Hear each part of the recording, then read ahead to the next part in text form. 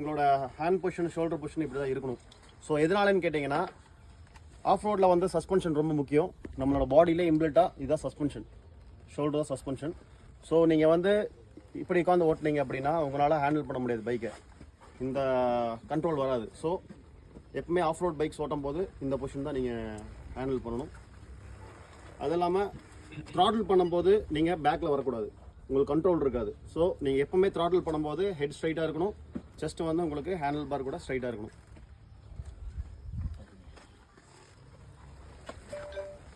So அதே மாதிரி clutch liver break position வந்து மேக்ஸிமம் உங்களால் ஒரு ஃபிங்கரில் ஹேண்டில் பண்ண முடியும்னா ஒரு ஃபிங்கரில் ஹேண்டில் பண்ணுங்கள். இல்லை அது ப்ராக்டிஸ் பண்ணணும் அப்படின்னா 2 ஃபிங்கர் யூஸ் பண்ணிக்கிங்க.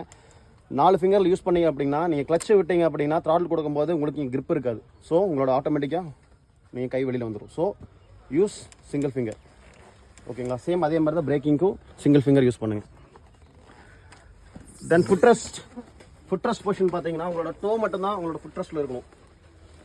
கியர் ஷிஃப்டிங் கியர் கட்டிங்க்கு வந்து உங்களோட எடுக்கிறீங்க, கால் எடுக்கிறீங்க, கட்டிங் ஷிஃப்டிங் பண்ணுறீங்க, திரும்ப உங்களோட பேக் டு பொசிஷன் நீங்கள் வந்துடணும். ஸோ இப்படி இருக்கக்கூடாது. ஏன்னா ஆஃப் ரோடிங் பண்ணும்போது ஜம்ப்ஸு சின்ன சின்ன ஹூப்ஸ் எல்லாம் இருக்கும். ஸோ அதில் வந்து உங்களோட கியர் கட்டிங் ஷிஃப்டிங் ஆட்டோமேட்டிக் ஆகிடும். ஸோ பெட்டர் ஹேண்டில் பண்ணும்போது ஃபுட் ரெஸ்ட் வந்து டோவில் தான் இருக்கணும். அது இல்லாமல் காலை வந்து ஒயிட் பண்ணக்கூடாது, இப்படி ஓட்டக்கூடாது.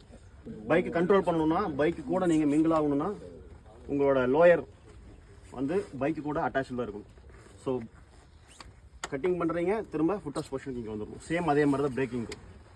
பிரேக் டேப் பண்ணுறீங்க, திரும்ப ஃபுட் ரெஸ்ட் பொசிஷனுக்கு நீங்கள் டோ கொண்டு வந்துடணும்.